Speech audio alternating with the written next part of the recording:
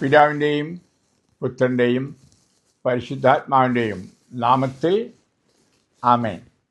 മിശിഹായിൽ പ്രിയ മക്കളെ, ഇന്ന് വിശുദ്ധ കുർബാനയെ പറ്റിയുള്ള 8ാമത്തെ വീഡിയോ ആണിത്. ഞാൻ പടിപടിയായിട്ട് ഈശോയുടെ ബലിയിലും ശരീരത്തിലും രക്തത്തിലുമുള്ള സന്നിധാനത്തെപ്പറ്റി, അനുഭവത്തെപ്പറ്റി പങ്കുവയ്ക്കുകയാണ്. പ്രിയപ്പെട്ടവരെ, ദിവ്യകാരുണ്യ അത്ഭുതങ്ങൾ നടന്ന സ്ഥലങ്ങളിലൂടെ പോയപ്പോൾ ഉണ്ടായ അനുഭവം വലുതാണ്. ആദ്യമായിട്ട് ഇറ്റലിയിൽ നമുക്കറിയാവുന്ന ഒരു 8ാം നൂറ്റാണ്ടിൽ ലൻഷ്യാനോ എന്ന് പറയുന്ന സ്ഥലത്ത് ഒരച്ഛൻ കുർബാന ചെയ്തപ്പോൾ സംശയിച്ചു, ഈശോ യഥാർത്ഥത്തിൽ സന്നിഹിതനാണോ എന്ന്. പൊടുന്നനവേ കയ്യിലിരുന്ന ആ അപ്പം മാംസകഷണമായി മാറി, ആ വീഞ്ഞ കാസായിൽ രക്തമായി മാറി. ഇന്നും അത് കാസാലും പീലാസായാലും അവിടെ സൂക്ഷിച്ചിട്ടുണ്ട്. ഇത്രയും കാലമായിട്ടും അത് കേടുവന്നിട്ടില്ല. അതിന് യാതൊരു കെമിക്കലും ഉപയോഗിച്ചിട്ടുമില്ല. അത് തുറന്നു തന്നെ ഇരിക്കുന്നു എന്ന് വേണമെങ്കിൽ പറയാം. ആളുകൾ ധാരാളം പോകുന്നു. അവിടെ പലതവണയും പോകാൻ എനിക്ക് ഭാഗ്യം കിട്ടി. ഞാൻ വീൽ ചെയറിലായപ്പോൾ അവിടെ പോയി മണിക്കൂറുകളിരുന്ന് അത് പ്രാർത്ഥിക്കുകയും ഉണ്ടായി. അതിനുശേഷം പല ദിവ്യകാരുണ്യ അത്ഭുതങ്ങൾ, ഉദാഹരണമായിട്ട് പോളണ്ടിൽ സുക്കോൾക്ക എന്ന് പറയുന്ന സ്ഥലത്ത് ഒരു വലിയ അത്ഭുതം നടന്നതായിരുന്നു. അത് ഏറ്റവും അടുത്ത അത്ഭുതം എന്നെനിക്ക് തോന്നുന്നു. വിളക്കന്നൂര് അനുഭവം നമ്മുടെ നാട്ടിലുണ്ടായത് വളരെ അടുത്ത് ഞാൻ പോയിട്ടില്ല, കേട്ടതേ ഉള്ളൂ. ഞാൻ അതേപ്പറ്റി വീഡിയോ എഴുതുകയും ഉണ്ടായി, വീഡിയോ ഇറക്കുകയുണ്ടായി. ഞാൻ യൂറോപ്പിൽ വെച്ച് കണ്ട പോളണ്ടിലെ അത് സെപ്റ്റംബർ 23, 2017 അത് നടക്കുമ്പോൾ അതിൻ്റെ അടുത്ത സ്ഥലത്ത് ഞാൻ ധ്യാനിപ്പിക്കുകയായിരുന്നു. ഒരു 3000 പേർക്ക് അവരെന്നെ കൊണ്ടുപോയി ആ അത്ഭുതം കാണിച്ചു നേരിട്ട്. അന്ന് ആദ്യം അച്ഛന്മാരെ കാണിക്കുകയുള്ളായിരുന്നു. ഞാൻ അതേപ്പറ്റി ഒരു ഇൻ്റർവ്യൂവും കൊടുക്കുകയുണ്ടായി അവിടുത്തെ വീഡിയോ, അവിടുത്തെ TV-യിൽ. അതിനുമുമ്പ് തൊട്ടു മുമ്പിലാണ് ലൻഷ്യാനോ എന്ന് പറയുന്ന സ്ഥലം, അതുപോലെ ലഗ്നീഷ എന്ന് പറയുന്ന സ്ഥലം. അത് ഡിസംബർ 25, 2013. അത് ഇങ്ങനെ ഈ അത്ഭുതങ്ങൾ കണ്ടതെല്ലാം എന്നെ വിശ്വാസത്തിലേക്ക് ആഴമായിട്ട് അത് വർദ്ധിപ്പിച്ചു എന്ന് പറയാൻ സാധിക്കുന്നു. അപ്പോൾ എൻ്റെ വന്ന ആ ചിന്തകൾ, അത് ഈശോയുടെ ശരീരവും രക്തവുമാകുന്ന ഒന്നാണ് ദൈവബലി. നമ്മൾ കാണുന്നില്ല, കാരണം ആന്തരിക കണ്ണ് തുറക്കാൻ പറ്റുന്നില്ലാത്തത് കൊണ്ടും ആത്മാവിൽ ഹൃദയം തുറക്ക് വിശ്വാസമില്ലാത്തത് കൊണ്ട് സഭ ഔദ്യോഗികമായിട്ട് 153 ദിവ്യകാരുണ്യ അത്ഭുതങ്ങൾ സത്യമാണെന്ന് സ്ഥിരീകരിച്ചിട്ടുണ്ട്. സഭ വരണം സ്ഥിരീകരിക്കാൻ എന്തേലും സമയമെടുക്കുമെന്ന് നമുക്കറിയാമല്ലോ. നമ്മുടെ ചാവറക്കുഴിയാക്കോസ് ഏലിയാസ് അച്ഛനെയും അൽഫോൻസാമ്മയ്ക്ക് പുണ്യൂരാക്കാൻ എത്ര വർഷങ്ങളെടുത്തു. മെഡ്ജുഗോറിയിൽ ഇത്രയും വർഷങ്ങൾ, അതെ, 1980 മുതൽ മാതാവ് വന്നിട്ട് ഇതുവരെ സത്യമാണ് സ്ഥിരീകരിച്ചില്ല. സഭ അങ്ങനെയാണ്, കൂലങ്കഷമായിട്ട് പഠിച്ചിട്ട് ഒരു കാര്യം സത്യമാണ് പറയും. ലൻഷ്യാനോ മുതൽ ഇന്ന് വരെ നടന്ന ദിവ്യകാരുണ്യ അത്ഭുതങ്ങൾ അപ്രകാരം പരിശോധിക്കപ്പെട്ടതാണ്, കൂലങ്കഷമായി പഠിച്ചതാണ്.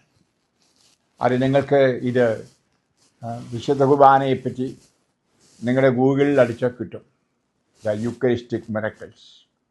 ഈ സഭ പഠിപ്പിച്ച ഇതിനെപ്പറ്റിയുള്ള എന്നെ ഹൃദയത്തെ ത്രസിപ്പിച്ച, അത്ഭുതപ്പെടുത്തിയ, രോമാഞ്ചം കൊള്ളിച്ചത് ഈ ബിഷപ്പ്മാർ ഈ അത്ഭുതമുണ്ടായപ്പോൾ ഉടൻ തന്നെ ഇത് പരിശോധനയ്ക്കായിട്ട് അയച്ചു. ലബോറട്ടറിയിൽ ശാസ്ത്രജ്ഞന്മാർ, ഡോക്ടർമാർ പരിശോധിക്കുന്നു. ചില വിശ്വാസം ഇല്ലാത്തവർക്ക് വിശ്വാസം കിട്ടാനത് കാരണമായി. ഇനി ഇവരെല്ലാവരും ഒരു ചോദ്യമാണ് ബിഷപ്പിനോട് ചോദിച്ചത്. അതാണ് എൻ്റെ ഹൃദയത്തെ ത്രസിപ്പിക്കുന്നത്.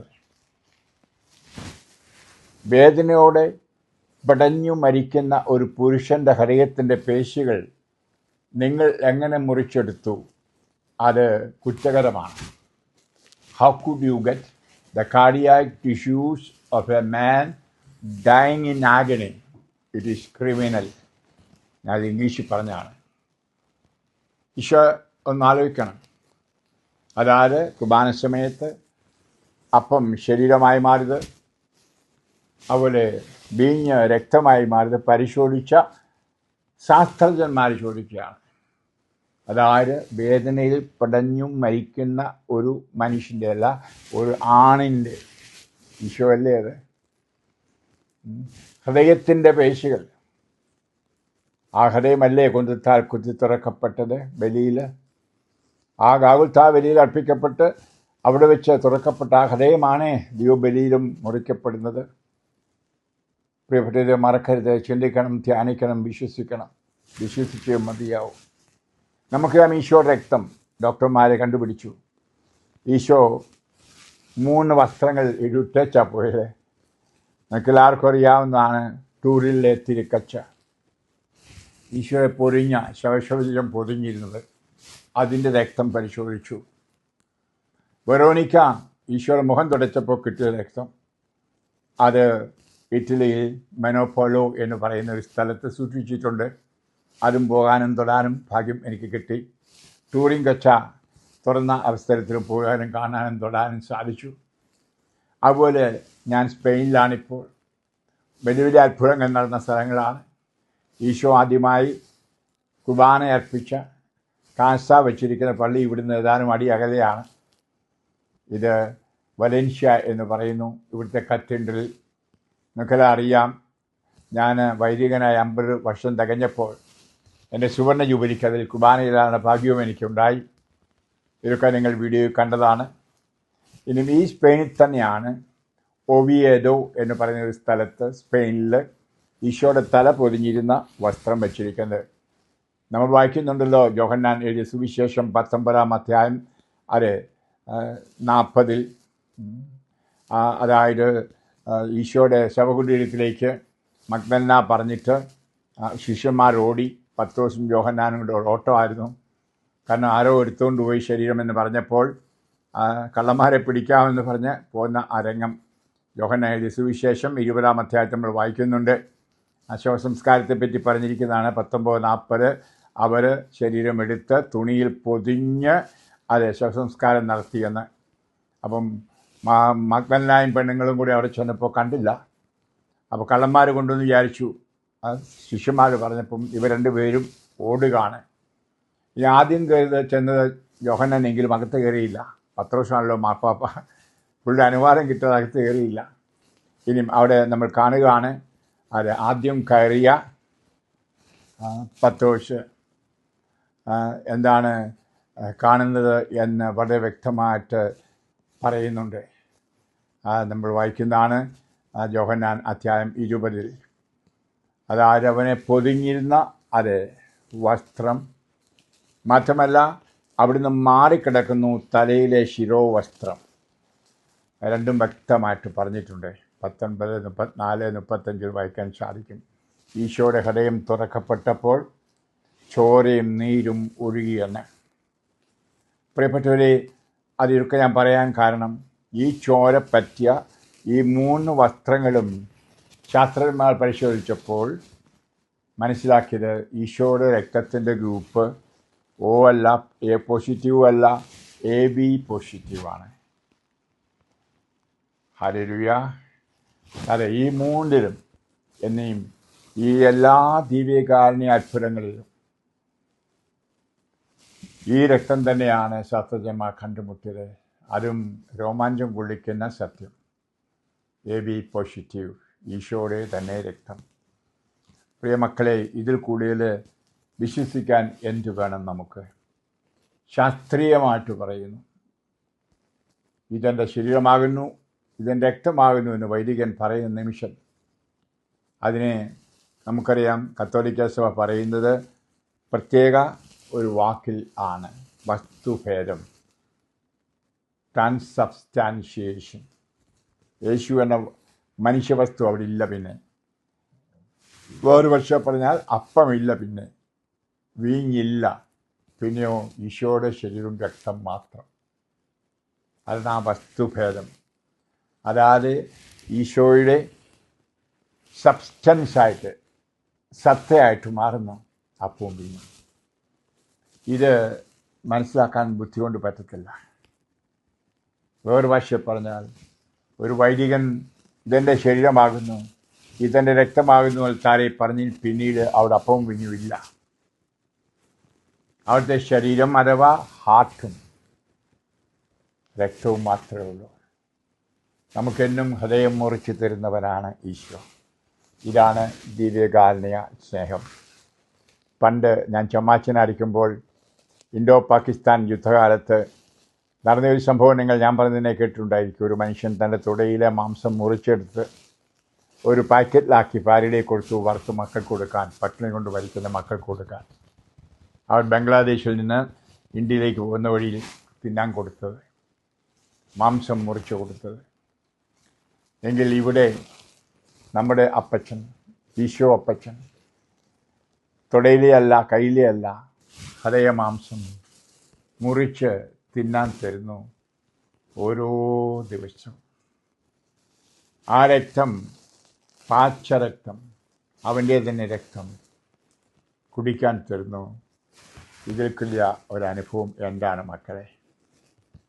ഞാൻ പല ദിവ്യകാരുണ്യ അത്ഭുതങ്ങളുടെ സ്ഥലങ്ങളിലും പോയി. ഗഹനമായിട്ട് പോർച്ചുഗലിൽ മിക്കവാറും ധ്യാനിപ്പിക്കാൻ പോകുന്ന ഒരു സ്ഥലം ആണ്. അവിടെ ഒരു സ്ഥലമുണ്ട്, സന്ധാരാം എന്ന് പറയും. അതായത് ഒരു കുർബാന സമയത്ത് ഒരു മന്ത്രവാദി ഒരു സ്ത്രീയോട് പറഞ്ഞു, നിൻ്റെ രോഗം മാറാൻ കുർബാന സ്വീകരിക്കുമ്പോൾ നാക്കേന്നെടുത്ത് കൊണ്ട് കൊടുക്കണമെന്ന്. അന്നും ഉണ്ടായിരുന്ന പ്രകാരം അത് പിശാചാരാധകരും നിരീശ്വരവാദികളൊക്കെ വിശുദ്ധ കുർബാനയെ മോശമാക്കുന്നത്. പ്രിയപ്പെട്ടവരെ, ആ സ്ത്രീ നാക്കേന്നെടുത്ത് വീട്ടോട്ട് കൊണ്ടുപോയി. അവിടെയാണ് ഈ മന്ത്രവാദി വരുന്നത്. അന്നുകൊണ്ടൊക്കെ മന്ത്രവാദം എല്ലാ കാലത്തും ഉണ്ടല്ലോ. വഴി മുഴുവൻ ചോരയായിരുന്നു റോഡിൽ. ആളുകൾ ആ ചോര കണ്ടുകൊണ്ട് പിന്നാലെ ചെന്നു. അവിടെ ചെന്നപ്പം അവിടെ തുണിയും ചട്ടയും, അത് അവിടെ വസ്ത്രം മുഴുവൻ ചോര. അപ്പോൾ ഭർത്താവിൻ്റെ സത്യം തുറന്നു പറഞ്ഞു. ഉടൻ തന്നെ ഭർത്താവ് ഭക്തിപൂർവ്വം അതെടുത്ത് മേശപ്പുറത്ത് വെച്ച് അച്ഛനെ വിളിച്ച് സക്കാരി കൊണ്ട് വച്ചു. പ്രിയമുള്ളവരൊക്കെ അത് കേൾക്കുമ്പം തരിക്കും, ഇത് സത്യങ്ങളാണ്, നടന്നതാണ്, ഒരു കെട്ടുകഥയല്ല, വണക്കമാസക്കഥ അല്ല. അതുകൊണ്ടാണ് വിളക്കന്നൂരിനെ പറ്റി ഞാൻ പറഞ്ഞപ്പോഴും പറഞ്ഞത് അതൊരു വണക്കമാസക്കഥയല്ല. ഇനി എനിക്കൊന്ന് പറയാനുള്ളത്, ഈ അത്ഭുതം വിളക്കന്നൂരോ ലൻഷ്യാനായാലോ പോർച്ചുഗലിലോ മാത്രമല്ല, നമ്മുടെ മധ്യത്തിൽ അനുദിനമുണ്ട്. ആ വിശ്വാസത്തിലേക്ക് വരണമെന്നാണ് എൻ്റെ ആഹ്വാനം നിങ്ങളോട്.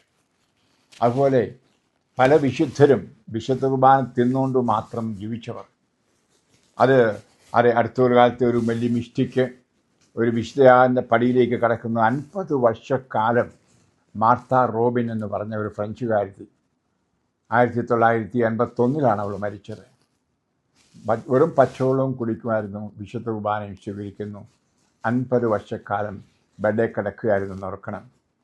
അതുപോലെ തന്നെ ലോള എന്ന് പറയുന്ന ഒരു സ്ത്രീ, അത് ബ്രസീലിലാണ്, അടുത്തൊരിടയിലാണ്. 1999 അവൾ മരിച്ചത്. 60 വർഷക്കാലം വിശുദ്ധ കുർബാന മാത്രം ഭക്ഷിച്ചുകൊണ്ട് അത് ജീവിച്ചു. നമുക്ക് പഴയ കഥകളൊക്കെ അറിയാം. സ്വിറ്റ്സർലൻഡിൻ്റെ മധ്യസ്ഥനായ നിക്കോളാസ്, അതേ കല്യാണം കഴിഞ്ഞ മക്കളും ഉണ്ടായിരുന്നു, 10 മക്കളോ മറ്റോ ഉണ്ടായിരുന്നു. കർത്താവ് വിളിച്ചു സന്യാസ ജീവിതത്തിനായിട്ട് ഒരു ഗുഹയിലേക്ക്, കാട്ടിലേക്ക് പോയി. 19 വർഷക്കാലം വിശുദ്ധ കുർബാന മാത്രം ഭക്ഷിച്ച മനുഷ്യൻ ജീവിച്ചത്. അതുപോലെ കത്തരീന സിയന്ന, അലക്സാൻഡ്രിയയിലെ മരിയം ഡിക്കോസ്റ്റ, ജോസഫ് കുപ്പർട്ടീനോ, ഇങ്ങനെ പല, തെരേസ ന്യൂമാൻ, ഇവരൊക്കെ 30 വർഷം 20 വർഷമൊക്കെ ഈശോയുടെ ശരീരം എന്നുള്ള കുർബാന സ്വീകരിച്ചു മാത്രം ജീവിച്ചു. നിങ്ങളങ്ങനെ ജീവിക്കാനായിട്ട് ഞാൻ പറയല്ല.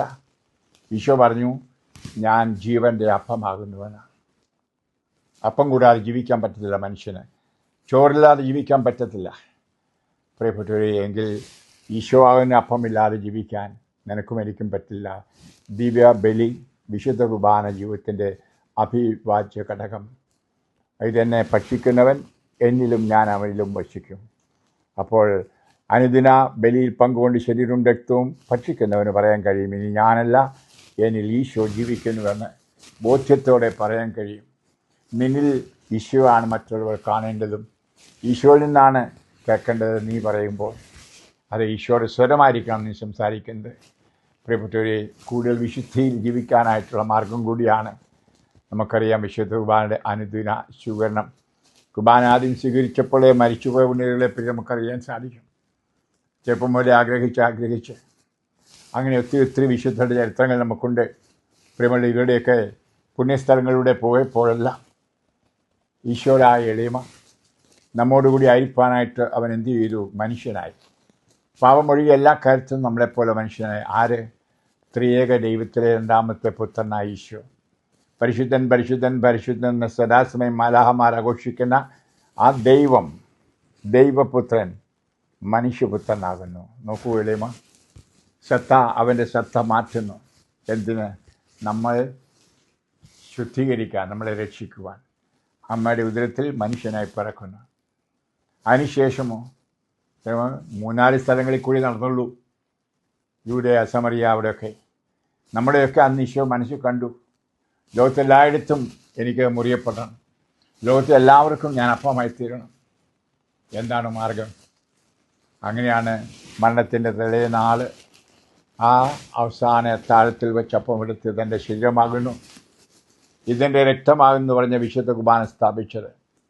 അതാ ആ വലിയ ദൈവം, ആ സ്വർഗത്തിൽ പിതാവിനോടൊപ്പമുള്ള ആ ദൈവം, പിതാവും ഞാനും ഒന്നായിരിക്കും എന്ന് പറഞ്ഞ ദൈവം മനുഷ്യനായി വസിക്കുന്നു. എളിമ മാത്രമല്ല, ആ മനുഷ്യൻ അപ്പമായി വസിക്കുന്നു. അതുകൊണ്ട് ലോകത്തിൽ ഇന്ന് ഏകദേശം 50,000 അൾത്താരകളിൽ 5 ലക്ഷം വൈദികർ പറയുകയാണ് ഇതെൻ്റെ ശരീരമാകുന്നു, ഇതെൻ്റെ രക്തമാകുന്നു. ഇതാണ് നമ്മുടെ അന്തരീക്ഷത്തിലുള്ള ശക്തി. അതെ, 5 ലക്ഷം പേരുടെ കർത്താവിൻ്റെ വചനം സംസാരിക്കാൻ ഇതെൻ്റെ ശരീരമാകുന്നു, ഇതെൻ്റെ രക്തമാകുന്നു. ആത്മാവ് വരുന്നു, രൂപാന്തരീകരിക്കുന്നു, മാറ്റം വരുത്തുന്നു. അപ്പോൾ നമുക്കും അവിടെ മാറ്റം ഉണ്ടാവും. വിശ്വസിക്കൂ. റോമ 3:25 പറയുന്നു, വിശ്വസിക്കുന്നവർക്ക് അവിടുത്തെ സാന്നിധ്യം, അവിടുത്തെ രക്തം സംരംഭ്യമാണ്. ഈ സംരംഭ്യമാക്കാനാണ് ദൈവബലി അർപ്പിക്കുന്നത്. ഞാൻ പിന്നീട് അതേപ്പറ്റി പറയാം, എന്തുകൊണ്ട് അച്ഛന്മാർ കുർബാന അർപ്പിക്കുന്നത് എന്ന്. ഈ ബലി നമുക്ക് സംരംഭ്യമാക്കാൻ, അതാണ് ഈശോയുടെ സ്നേഹം. അതെ പ്രിയ മക്കളെ, ഞാൻ ഇത് പങ്കുവെക്കുന്നതിന് കാരണം ഇങ്ങനെയുള്ള അത്ഭുതങ്ങൾ നടന്ന സ്ഥലങ്ങളിൽ പോകുന്നത് നല്ലതാണ്. അവിടെ മാത്രം ഉള്ളതുകൊണ്ടല്ല, നിൻ്റെ വിശ്വാസം വർദ്ധിപ്പിക്കാൻ. പക്ഷേ വിശ്വാസം വർദ്ധിക്കേണ്ടത് നിൻ്റെ അനുപന ബലി. എന്നും പള്ളിയിൽ പോകണം, എല്ലാ കുർബാനയിലും പങ്കുകൊള്ളാം. ഏത് റീത്തിലോ ഏത് ദവകയിലോ ഏത് കുഴന്തയിലോ ആയിരിക്കട്ടെ, തീരുമാനമെടുക്കൂ അനുദിനം ബലിയിൽ പങ്കുകൊണ്ട് അടുത്ത ശരീരവും രക്തവും പാനം ചെയ്യുവാനായിട്ട്. അച്ഛന്മാരൊക്കെ പറയാം, ഞങ്ങളുടെ റീത്തിലേ വരാവൂ, ഞങ്ങളുടെ പള്ളിയിലേ വരാവൂ, ഒക്കെ അവർ പറഞ്ഞോട്ടെ. അച്ഛന്മാരൊക്കെ പറയുന്ന ഉപരിയായ നിൻ്റെ ഹൃദയത്തിൽ ഈശോ പറയുന്നത് കേൾക്കൂ. വരൂ, ഭക്ഷിക്കൂ, വരൂ, കുടിക്കൂ. ഇതെൻ്റെ ശരീരമാകുന്നു, രക്തമാകുന്നു.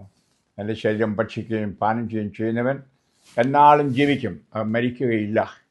മന്ന ഭക്ഷിച്ച് പഴയ നിമിത്തത്തിൽ മരിച്ചതുപോലല്ല, ഈ ജീവിക്കുന്ന മന്ന ഭക്ഷിക്കുന്നവൻ എന്നേക്കും ജീവിക്കും. യേശുവെ നന്ദി, യേശുവെ സ്തോത്രം.